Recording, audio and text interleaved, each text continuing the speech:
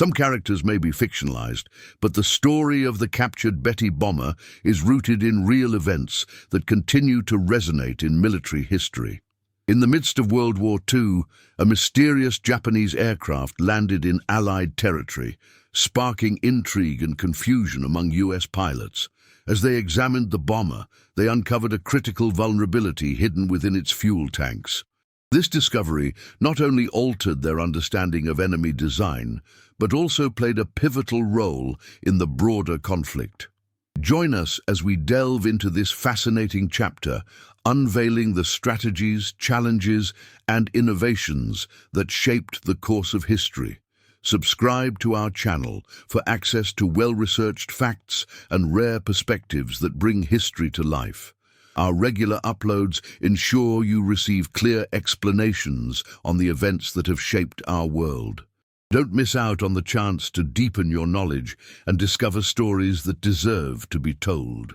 In the summer of 1943, as the skies above Europe began to resemble a chessboard of peril and ambition, the Allies were still recovering from the shocking revelation of the vulnerabilities inherent in the German forces' advanced aircraft.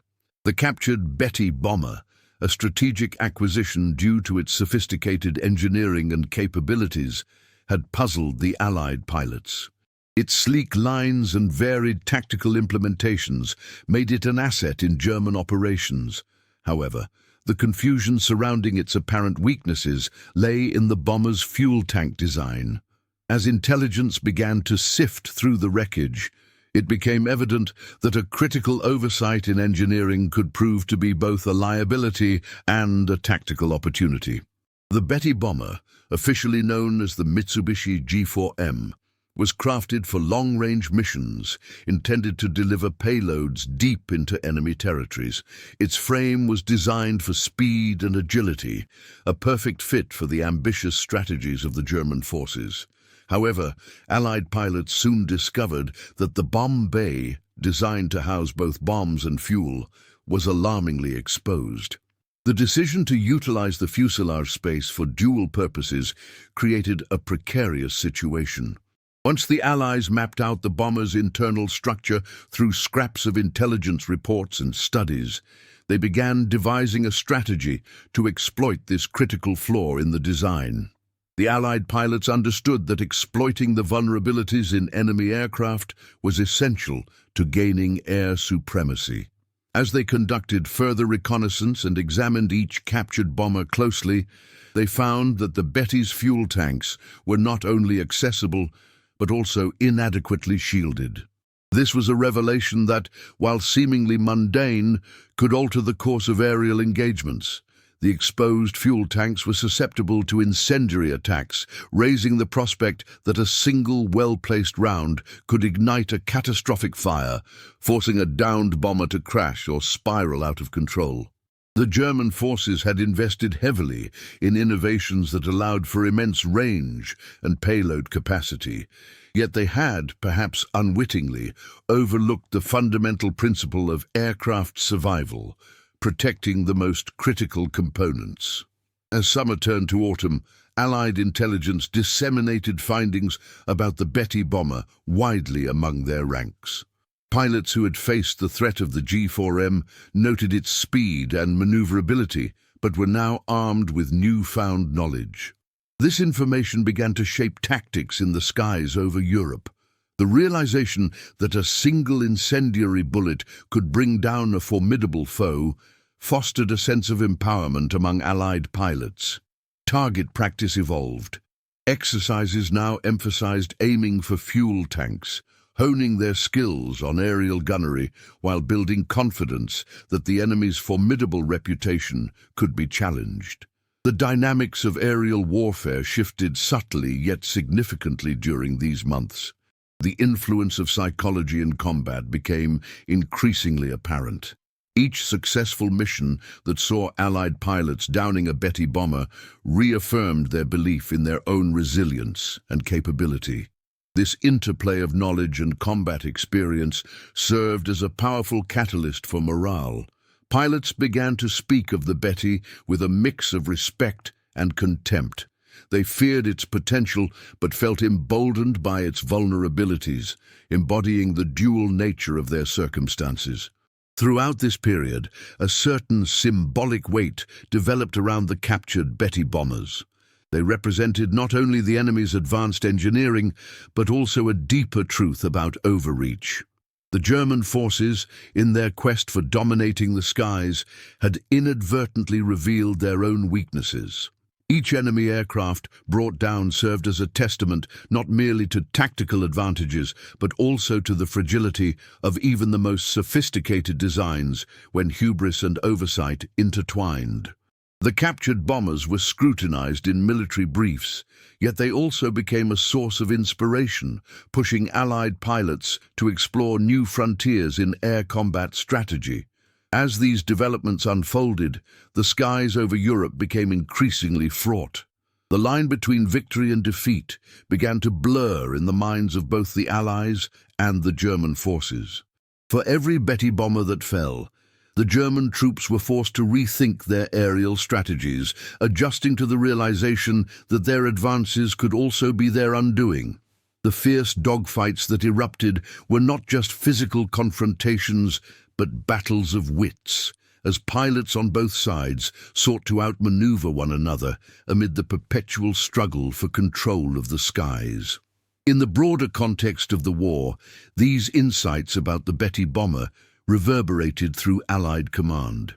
New tactics were proposed and tested, with each mission targeting the exposed vulnerabilities of enemy aircraft. This marked a pivotal point in the aerial campaign, wherein the captured bomber played a role beyond its physical form. It became a symbol of how knowledge could shift the tide of war. No longer simply machines of destruction, these aircraft served as harbingers of innovation and adaptability amid chaos. As the year drew to a close, the implications of the Allies' newfound understanding of the Betty bomber began to manifest in the skies. The captured aircraft and the secrets they held had transformed from mere trophies of war into critical instruments of strategy, altering perceptions of power among airmen. Thus, the cycle of conflict continued, propelled by the lessons learned and the ongoing pursuit of excellence in an ever-evolving theater of war. As the captured Betty bomber sat in the makeshift hangar on Tinian Island, it was a catalyst for both curiosity and apprehension. U.S. military intelligence had already identified it as a formidable weapon of the Japanese air fleet, renowned for its long-range capabilities and agile maneuverability. Yet this particular model raised questions that reverberated through the minds of technicians and pilots alike. Although the aircraft bore the scars of battle, its fuel tanks, surprisingly exposed and vulnerable, posed a perplexing dilemma. Investigations revealed that these tanks were located almost within arm's reach of the cockpit and crew compartment, a design flaw that seemed ill-advised for an aircraft tasked with such strategic objectives. The implications of this vulnerability were significant. For U.S. forces, understanding the logic behind this design could offer insights into the operational strategies of their adversaries. It became clear that the design was not merely an oversight. Rather, it reflected the unique constraints and priorities faced by the Japanese during earlier phases of the war. Engineers had favored speed and range over armor, resulting in a balancing act that prioritized offensive capabilities over defensive measures. This revelation forced U.S. analysts to reconsider their approach to air-to-air engagements, highlighting the broader lesson that appearances in warfare could be deceiving. In the days following the capture, U.S. pilots began to study the Betty bomber in greater depth. They meticulously examined its fuselage and systems, noting the arrangement of its fuel tanks as well as the simplicity of its mechanics. This emphasis on lightweight design allowed for increased speed, making the aircraft a worthy adversary in the skies. However, it also meant that a well-placed strike could lead to catastrophic results. Experienced pilots began crafting tactics that would specifically target these vulnerabilities, enhancing their strategic advantage. Meanwhile, intelligence officers compiled reports detailing the bomber's operational history, uncovering tales of successful missions that were fueled by the daring of their crews and the very limitations of their aircraft. As the weeks turned into months, the significance of the Betty bomber grew, becoming a symbol of the ongoing struggle between innovation and tradition in wartime aviation. The U.S. forces, having learned about the design flaws, implemented training sessions specifically focused on targeting fuel systems. This new knowledge reverberated through the ranks, inspiring a sense of purpose among the pilots who would be risking their lives to protect their country. Each flight was now imbued with a dual purpose: to defend against enemy airstrikes while exploiting the weaknesses of the very aircraft that had threatened their missions. However, this newfound confidence did not come without its own set of anxieties. The knowledge that German forces and their allies were watching, adapting their strategies, created a palpable tension. Intelligence officers speculated that if the German troops were aware of the U.S. understanding of the Betty bomber's vulnerabilities, they might take countermeasures, reinforcing critical areas, or even adopting similar tactics in their aircraft designs. This game of cat and mouse lay at the heart of military strategy, where every advantage must be guarded and every innovation must be outpaced. Each day's flight operations became a crucial testing ground for both new tactics and the resolve of U.S. pilots. Meanwhile, the Betty bomber served as a poignant reminder of the human stories that lay behind each aircraft. Crews who flew these machines were just as dedicated and skilled, driven by a sense of duty to their homeland. As U.S. pilots delved deeper into understanding the aircraft, they inadvertently began to empathize with the lives lost during its missions. The bomber became a symbol not just of the enemy's capabilities, but of the collective tragedy of war, where mechanical failures could lead to human losses on both sides. Each mission was a delicate dance of skill, chance, and the stark reality that victory could hinge on the simplest of oversights. On the ground, as American forces prepared for their next campaigns, the narratives of captured aircraft began to intertwine with those of their pilots. Discussions about the Betty bomber sparked debates about the future of aerial warfare. Officers pondered whether innovations in aviation could outweigh the brutal realities of conflict, where technology often outpaced moral considerations. There was a growing awareness that the war was not just a contest of machinery, but also a contest of the human spirit and intellect, where every advantage gained could just as quickly be lost. Caught in the crosshairs of technological progression and the ruthless nature of warfare, American pilots prepared for their encounters with the Betty bombers. The pursuit of victory now hinged on understanding both the strengths and weaknesses of their foes. Each flight became a tapestry woven with lessons learned, an evolving narrative of what it meant to fight in an air war marked by ingenuity and desperation. As the battles over the Pacific raged on, the legacy of the captured bomber pressed its lessons upon those who dared to fly, reminding them that in war, the line between triumph and tragedy could often be razor-thin. As the Allies advanced through the thick fog of war in Europe, the mysteries surrounding the captured Betty bomber steadily unraveled. The aircraft, a formidable design of the Japanese military, had been inadvertently brought into the fray during skirmishes in the Pacific theater. Initially perceived as a rare opportunity for intelligence gathering, it soon became apparent that it held deeper secrets. American pilots, tasked with examining the aircraft, were drawn not only by its sleek lines, but also by the peculiar vulnerabilities it exhibited, particularly in its fuel tank design. What had been a source of pride for its creators was, upon closer inspection, a glaring oversight that would define its fate. The first hint of this vulnerability emerged during a routine assessment of the bomber's operational history. Analyses of raid formations revealed patterns of fuel loss that had long puzzled military analysts. In theory, the Betty's fuel tanks were cleverly placed within the wing structure, maximizing space and minimizing exposure. However, as reports filtered back from mission debriefings, it became clear that many of these aircraft were lost not to enemy fire, but to catastrophic fuel leaks. American engineers, with their pragmatic mindset, understood that within the chaos of aerial combat, even the best designs could have fatal flaws. As the US pilots delved deeper, they began to connect the dots between the bomber's design and the relentless accuracy of American aircraft targeting strategies. The Betty was renowned for its speed and maneuverability, yet the placement of its fuel tanks posed a critical risk. Rather than safeguarding their precious resource, the German forces had unwittingly invited destruction through its flawed engineering. The intelligence findings seemed to echo the underlying theme of hubris, a trait that had often precipitated downfall throughout history. The assumption that speed and agility alone could compensate for structural weaknesses became a lesson the Allies would exploit. Discussions among the pilots often turned philosophical, musing on how this design blunder reflected a broader narrative of overconfidence among enemy engineers.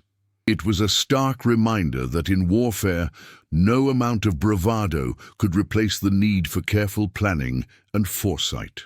As the pilots gathered around maps and models, these conversations fostered a sense of camaraderie, their shared insights forging bonds that would strengthen their resolve in the skies ahead.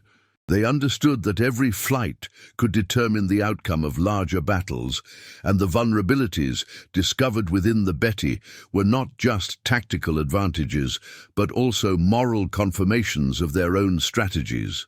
By late 1943, armed with intelligence reports and newfound understanding, American pilots began to strategically target these vulnerabilities during combat.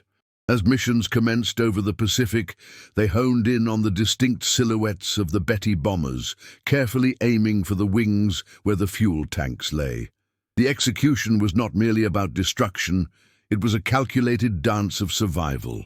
Each engagement exemplified the tension between two forces, where every pull of the trigger reverberated through the fabric of a war that had drawn in nations from around the globe. The symbolism of aiming for the heart of the bomber echoed the broader struggles of the Allies against the Axis powers. The tactical shift led to a noticeable increase in American air superiority, a turning point that would play a significant role in the Pacific theater. As the Betty bombers fell from the sky, the psychological impact on both American and German troops was palpable. For the Allies, each downed aircraft symbolized not just a victory, but also a vindication of their evolving warfare strategies. For the German forces, the loss magnified an unsettling realization. The very technology they relied on was being turned against them. A change in fortune, they feared, was not just a matter of luck, but also a reflection of calculated failures on their part. Throughout the months that followed, the U.S. pilots became increasingly adept at exploiting this flaw, often finding themselves in a game of chess played in the clouds. Each encounter demanded creativity and adaptability, qualities that transformed mere aviators into strategists. They became acutely aware that the outcome of their engagements hung on every decision made in the cockpit. The Betty bomber, once a symbol of enemy prowess, now served as a metaphor for the fragility of hubris, reminding the pilots that beneath every bold design lay the potential for downfall. As the campaigns progressed, the role of the captured aircraft evolved beyond mere tactical instruction. It became a tool of psychological warfare, its destruction serving as a rallying cry for Allied forces. Pilots would often recount their missions, relaying tales of daring escapades and the thrill of battle. But underlying those stories was an acknowledgement of the lesson learned. Vulnerability is an intrinsic part of strength. This realization rippled through the ranks, reinforcing a sense of unity and purpose that transcended individual missions, a collective acknowledgement that their greatest asset lay not just in their aircraft, but in their ability to learn from their adversaries' miscalculations. In the aftermath of each successful mission, the captured Betty became a silent witness to a pivotal moment in military history. It stood on the ground, a relic of what could have been, while in the skies the tide of war began to shift. The journey of discovery and adaptation, marked by the vulnerable design of the aircraft, served as an emblem of resilience, an enduring reminder that in war, as in life, the greatest strengths could often be found in the acknowledgement and acceptance of weakness. The capture of the Betty bomber marked a turning point in the ongoing conflict, revealing not just the vulnerabilities of certain aircraft designs, but also providing deep insights into the strategies employed by German forces. As American intelligence analysts began their meticulous examination of the aircraft, they unearthed a series of design flaws that had been glossed over in the pursuit of speed and firepower. Unlike the Allied aircraft, which had undergone extensive testing and adjustments, the Betty had emerged from the production line with compromises that reflected a desperate race to keep pace with the evolving theater of war. The American pilots, previously unaware of the intricacies involved in the bomber's operational capabilities, now stood at the crossroads of tactical evolution. The Betty's fuel tanks, ingeniously crafted to fit within the confines of the fuselage, were a double-edged sword. The design allowed for an extended range, enabling the aircraft to strike deep into enemy territory. However, this very configuration rendered the tanks susceptible to fire when struck by the American pilots' munitions. The engineers had sacrificed armor shielding for aerodynamic efficiency, a choice that soon came under scrutiny. A series of simulations conducted by U.S. engineers illustrated how even minor penetrations could lead to catastrophic consequences, underscoring the risks taken by German forces in their relentless pursuit of a dominant position in the air. As information about the vulnerabilities of the Betty's design filtered through the ranks of American pilots, it sparked a renewed sense of mission. The intelligence briefings were not merely reports, but narratives that transformed the way they approached their combat engagements. Pilots began to view their encounters with the Betty not just as skirmishes, but as a chance to exploit its weaknesses. The knowledge of its flammable fuel tanks became a psychological tool as well, with each engagement framed as an opportunity to dance with fate in the skies, where the balance between life and death teetered on the edge of tactical awareness. The Betty incident also reverberated through broader military strategy discussions within the Allied command. The vulnerability of the bomber ignited debates on the effectiveness of their current air tactics. Should they alter their approach based solely on the flaws of a single aircraft? Or could these insights lead to a larger, more comprehensive assessment of enemy capabilities? Questions bounced around the command rooms, intertwined with the realities of resource allocation and troop morale. It was not just the fate of individual aircraft that hung in the balance, but the collective strategy that would dictate the future of aerial warfare. In creating a narrative that acknowledged the inherent weaknesses of enemy designs, American strategists fostered a culture of vigilance and innovation. They began to appreciate the importance of adaptability in warfare, an ethos that encouraged pilots to view each combat experience as a learning opportunity. The Betty's design flaws served as reminders that even formidable adversaries could be brought low through keen observation and strategic insight. Thus, the American squadrons developed a deeper understanding of their enemy, shifting from a reactive posture to a proactive one, which would have implications beyond the battlefield, shaping the nature of air combat in the subsequent months. With the knowledge of the fuel tank's vulnerabilities, American pilots began to implement targeted strategies that emphasized precision strikes. The idea of a kill zone was born, where they would position themselves for optimal angles of attack to maximize damage to the fuel system, while simultaneously enhancing their own survivability. The pilots spoke of using disciplined formations and shared intel, fostering a sense of camaraderie that had been somewhat lacking in the early years of the war. This newfound collaboration among squadrons not only improved mission success rates, but also reinforced the notion that teamwork could transcend the limitations of individual skill. As the tactics evolved, so too did the morale of American forces. The narrative of vulnerability shifted into one of empowerment. They were no longer facing insurmountable odds against superior technology, but rather confronting an enemy that was capable of error. The Betty bomber, once a symbol of German engineering prowess, now served as a cautionary tale. Its capture and subsequent analysis underscored the importance of continuous innovation and learning, embodying the spirit of adaptability that would characterize Allied successes as the war progressed. The psychological impact of this evolution was significant. Pilots who previously felt overshadowed by the fearsome reputation of German aircraft now carried with them the knowledge that they could exploit design flaws to their advantage.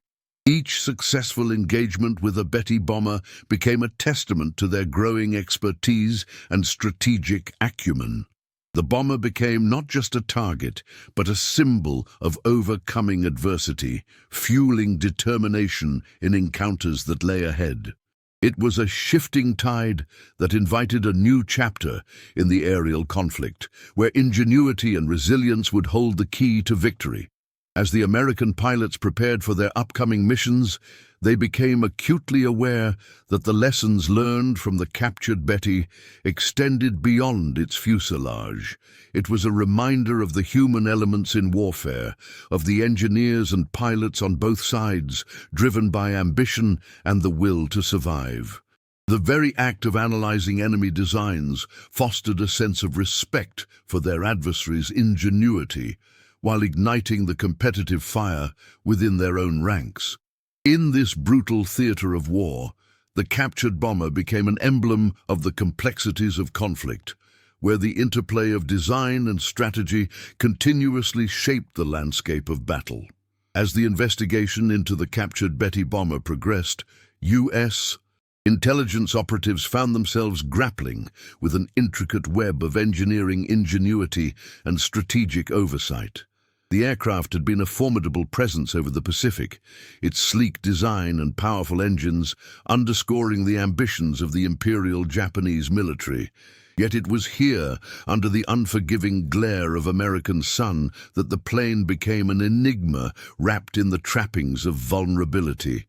Technical experts pored over blueprints and schematics, their brows furrowed in concentration as they dissected the bomber's fuel system, attempting to decipher the reasons behind its susceptibility to enemy fire. The crux of the matter lay in the design of the fuel tanks themselves. Unlike their American counterparts, which benefited from a more robust construction and protective measures, the Betty's tanks were nestled right within the wings, creating a segmented yet exposed vulnerability. The lower positioning meant that even sustained fire from smaller calibers could breach the wing structure, allowing flames to flicker dangerously close to the fuselage. Engineers unearthed the design philosophy that led to this choice. It was not merely an oversight, but a calculated decision rooted in the idea of maximizing payload capacity and aerodynamic efficiency. The designers had prioritized speed and range over redundant safety features, a choice that, in a moment of dire conflict, proved fateful.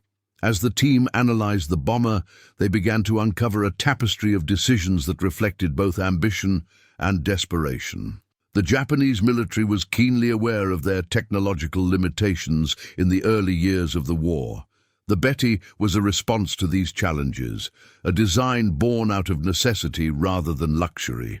The engineers had pushed the boundaries of what was possible in aviation, but in doing so, they had unwittingly created a flaw that would haunt their forces in the Pacific theater. This realization sparked a discussion among American airmen about the essence of warfare, how the desire to innovate could, in some cases, lead to unforeseen vulnerabilities. The captured bomber eventually became a focal point for American pilots preparing for aerial engagements. Briefings transformed into debriefings as pilots, armed with their newfound understanding of the Betty's weaknesses, engaged in rigorous training exercises that simulated confrontations with the aircraft. They practiced fire patterns, careful calculations of angles, and strategic approaches, deploying their heightened awareness of the bomber's vulnerabilities. This information shared among pilots fostered an air of camaraderie and purpose, as they perceived their role not merely as soldiers, but as protectors of their nation, defending against an enemy that was learning, evolving, and adapting. The training exercises were punctuated by a sense of urgency. As the intensity of the war escalated, so did the pressure to refine skills. Pilots became acutely aware that success in the sky hinged not merely on individual bravery, but also on the collective intelligence gleaned from the battlefield. The Betty bomber thus served as a symbol, illuminating the broader narrative of adaptation and survival. Each mission undertaken was a reflection of lessons learned, and as such, the captured aircraft was imbued with a dual narrative, one of technological prowess and one of human fallibility. In the skies above the Pacific, the American pilots increasingly embraced the mentality of their adversaries. They studied their tactics, imitating the ways in which German troops had honed air superiority through aggressive maneuvers and strategic formation flying. The psychological landscape of combat shifted, laying the foundation for a dance of wits between the forces. The story of the Betty took on a life of its own, becoming a ghostly reminder of the capabilities of the enemy, challenging U.S. pilots to confront their assumptions about warfare and strategy. Yet, as the engines of the American war machine roared to life, a contrasting narrative unfolded beneath the surface.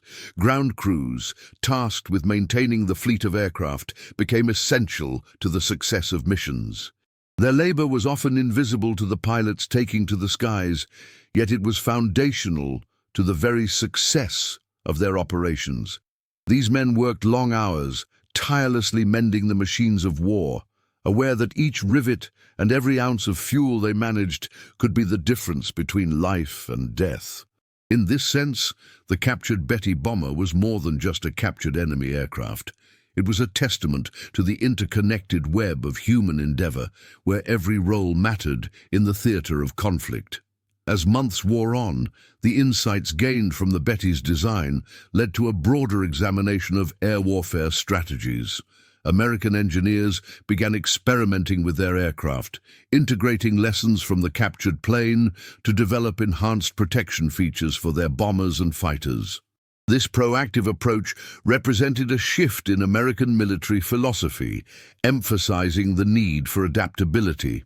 Over time, the Betty became emblematic of a pivotal moment in the war, where understanding one's enemy was as crucial as the arsenal used against them.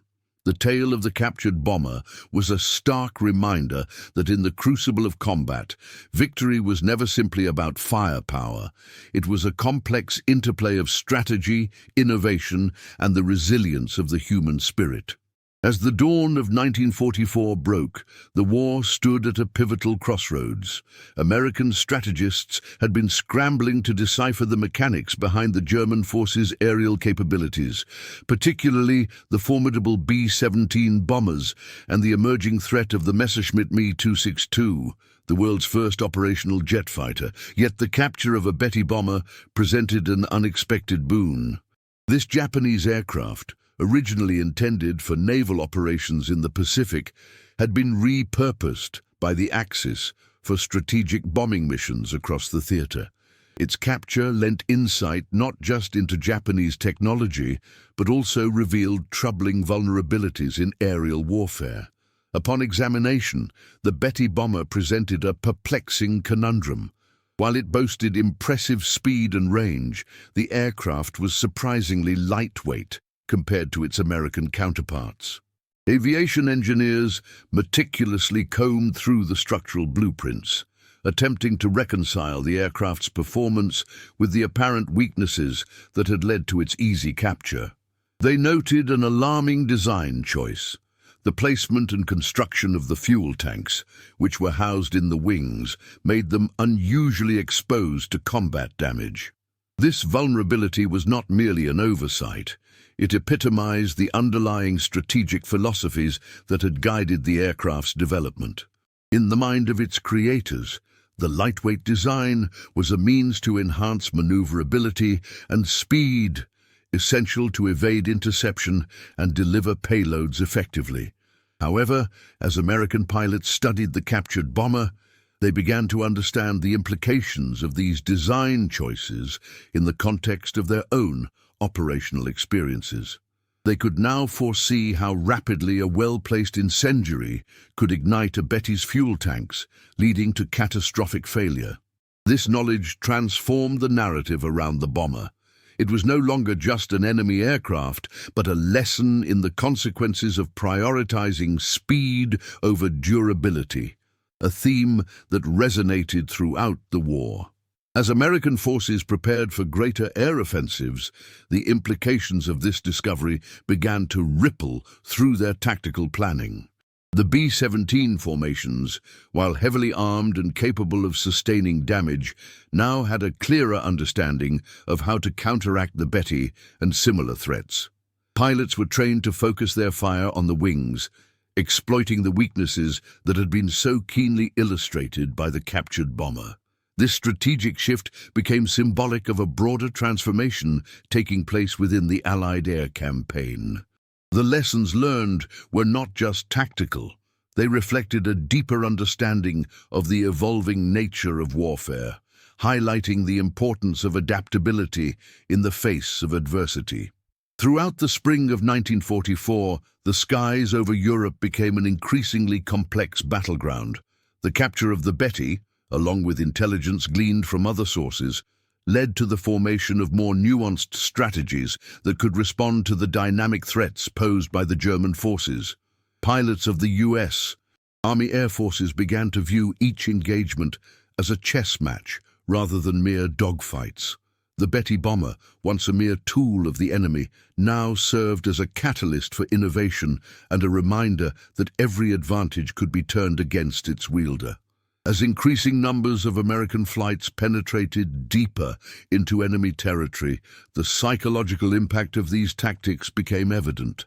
Flyers spoke of the surreal moments when they spotted a shadow in the sky, a vague indication that the enemy was preparing to wage war. These encounters, rather than instilling fear, sparked a rigorous sense of determination. The aircrafts had become symbols of both threat and opportunity, prompting pilots to refine their skills further and imbuing a collective sense of purpose within the squadron. On the ground, the fuel tan vulnerabilities of captured bombers played into a broader narrative of resilience and ingenuity. Engineers rushed to develop countermeasures, devising armor plating and incendiary-resistant materials that could be integrated into American aircraft designs. This focus on innovation in response to the Betty's weaknesses signified a crucial pivot in wartime technology. The interplay between loss and invention became a motif central to the American approach, illustrating how adversity often spurred the greatest advancements. As summer approached, the commitment to exploiting the captured bomber's deficiencies culminated in a series of successful raids deep into German-held territories. The results were palpable.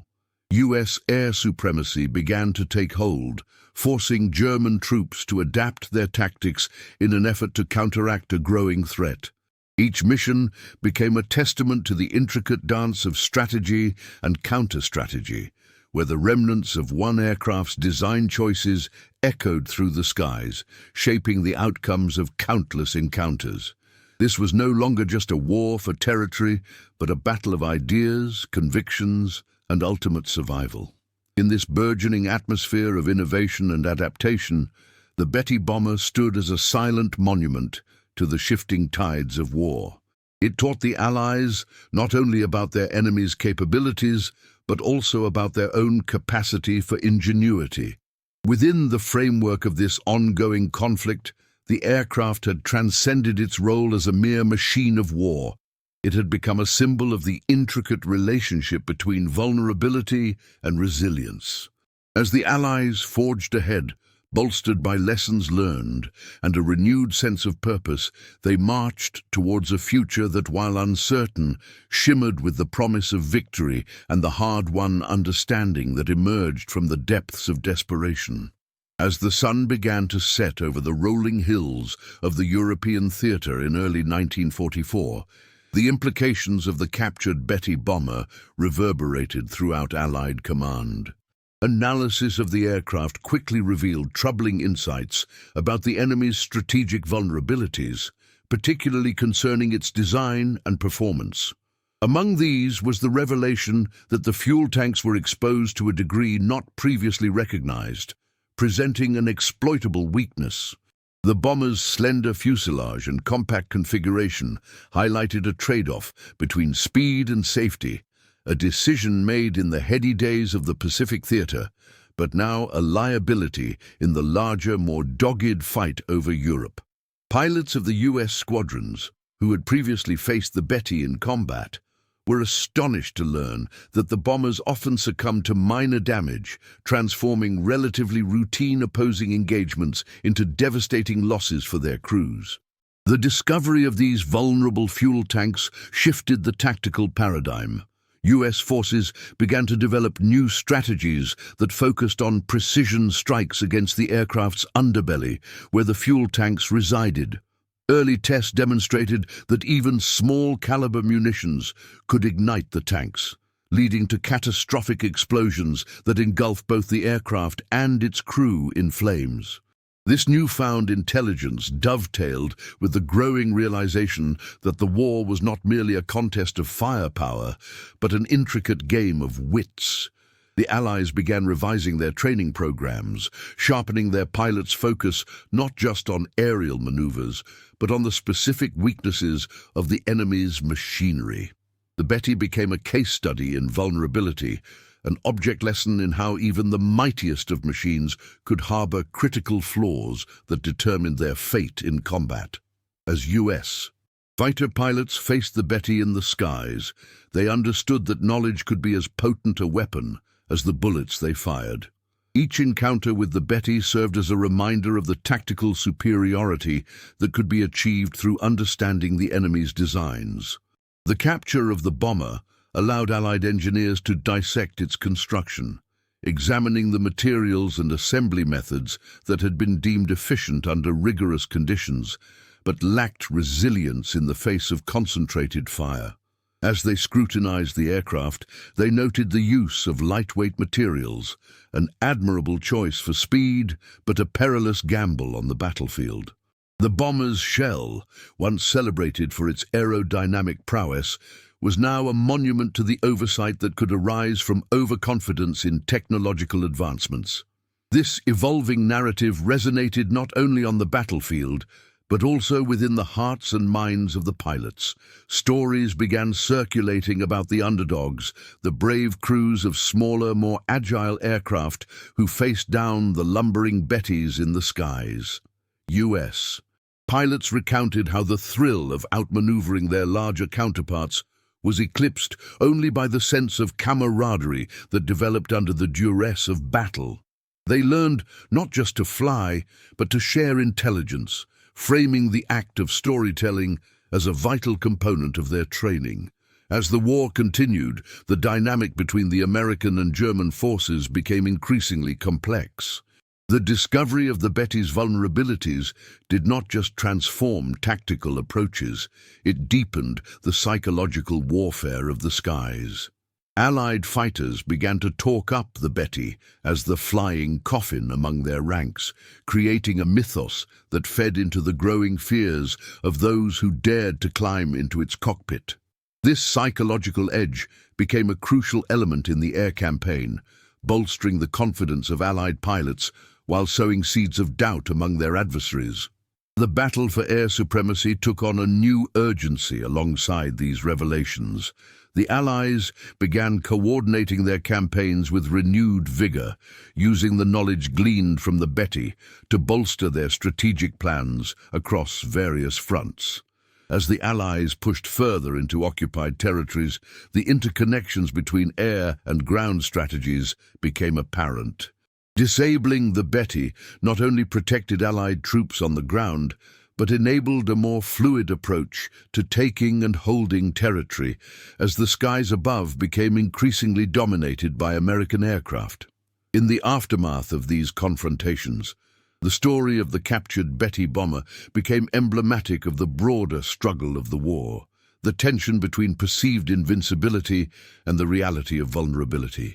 The transformation of the aircraft from a formidable adversary to a symbol of enemy blunders served as a poignant reminder of the interplay between innovation and oversight that characterized the conflict.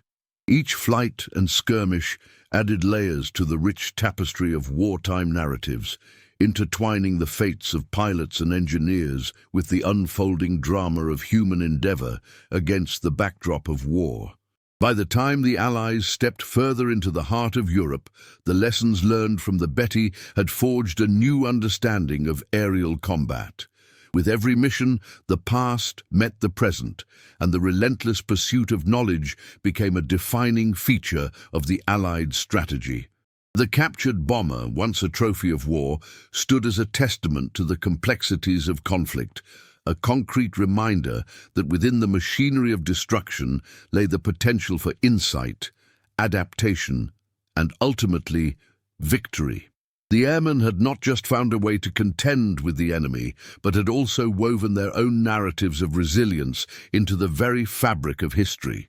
As the dust settled on the enigmatic capture of the Betty bomber, the implications of its vulnerabilities reverberated far beyond the immediate theater of war. It served as a stark reminder of the often overlooked ripple effects of design and technology on the battlefield. The discovery of its fuel tank weaknesses not only reshaped tactical approaches, but also instilled a deeper sense of responsibility among Allied forces. Each aircraft is a testament to the ingenuity of its creators, yet it also embodies the inherent risks of warfare, where every design element could tip the scales of fate. In understanding the intricacies of the Betty bomber, U.S. pilots acknowledged the shared humanity that existed even amid fierce conflict, urging a reflection on the cycles of innovation and destruction. This historical moment invites us to consider the broader implications of military engineering, urging future generations to learn from the past. As we ponder the lessons learned, it becomes increasingly crucial to approach advancements in technology with both caution and foresight, ensuring that the horrors of conflict do not eclipse the potential for peace. The legacy of these events continues to resonate, reminding us of the delicate balance between progress and its consequences.